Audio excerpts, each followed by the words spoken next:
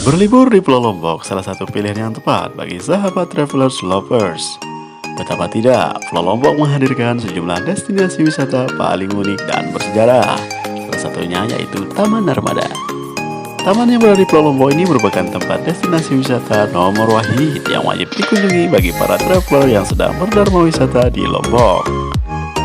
Selain menawarkan keelokan, taman ini juga mempunyai nilai edukatif tersendiri yang memiliki latar sejarah Hindu Bali dengan ornamen serta corak bangunan lama.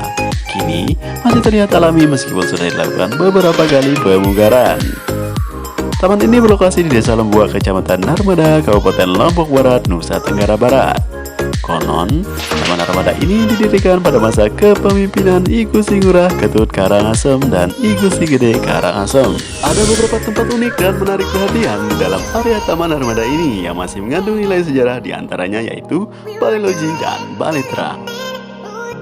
Balai Loji merupakan tempat tinggal para raja bersama istrinya dan sebagai tempat untuk menyimpan barang persenjataan para prajurit kerajaan. Selain itu, ada Balai Terang yang memiliki rumah panggung dengan 3 bagian atas dan bagian bawah, yang merupakan gudang 2 kamar yang ada pada ujung utara dan selatan merupakan kamar kerajaan. Sejarah mengatakan, estimasi waktu sekitar 27 tahun untuk membangun kawasan ini yang dimulai sejak 1852 sampai dengan 1879. Berawal dari cerita keruntuhan kerajaan Selaparani Lombok, saat itu kerajaan Karangasem melakukan penaklukan, kemudian kerajaan Karangasem pada tahun 1740 berhasil menguasai wilayah Lombok. Luas area taman ini diperkirakan melebihi 2 hektar. Selain itu, taman ini memiliki bangunan bersejarah serta beberapa kolam yang sangat bagus untuk dikunjungi. Kabarnya, taman ini dijadikan sebagai tempat khusus bagi para raja-raja terdahulu untuk melakukan pemujaan dewa sekaligus sebagai tempat istana peristirahatan raja-raja pada musim kemarau.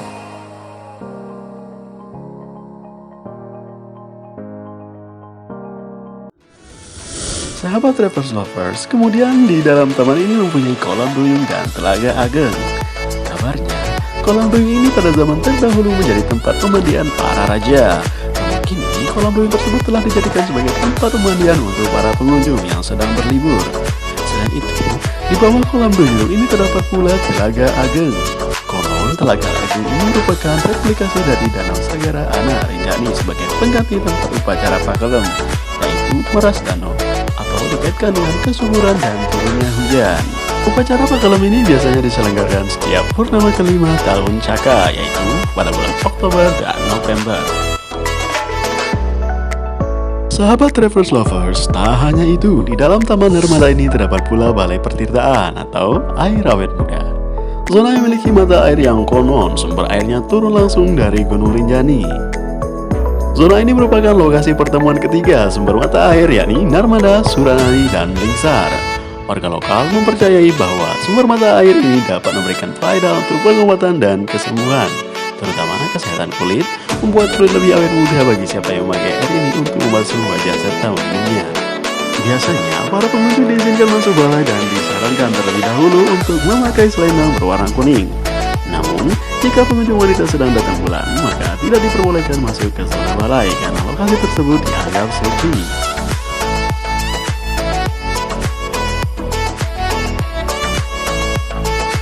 Sahabat travelers lovers, di taman ini juga terdapat Pura Kalasa yang merupakan salah satu pura tertua di Lombok yang berstatus sebagai pura jagat, yang berarti bahwa seluruh pemeluk Hindu khususnya di Lombok diperbolehkan melakukan upacara religi di pura ini. Pura Kalasa yang berlokasi paling atas ini kabarnya dibentuk seperti miniatur Gunung Rinjani.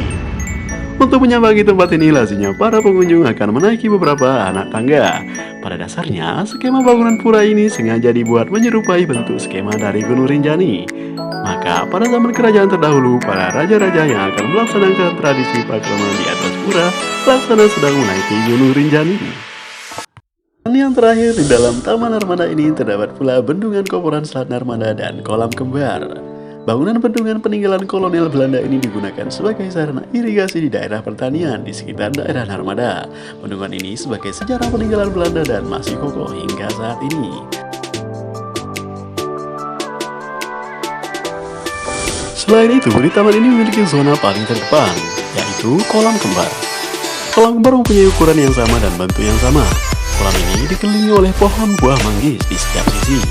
Bagian terdepan ini juga disebut halaman Jabal Kaf, yang dimana sebagai tempat penjagaan pada zaman kerajaan.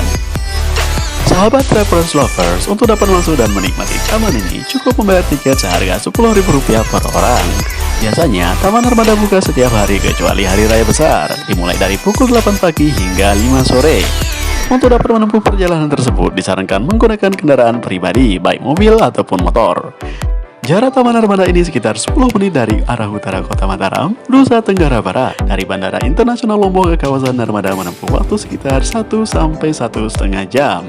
Di samping itu, sudah tersedia pula layanan bis Damri Bandara Lombok dengan tujuan langsung Taman Armada dan tempat wisata lainnya dengan biaya sebesar Rp25.000 sampai dengan Rp40.000. Tunggu apa lagi? Mari berlibur ke Lombok.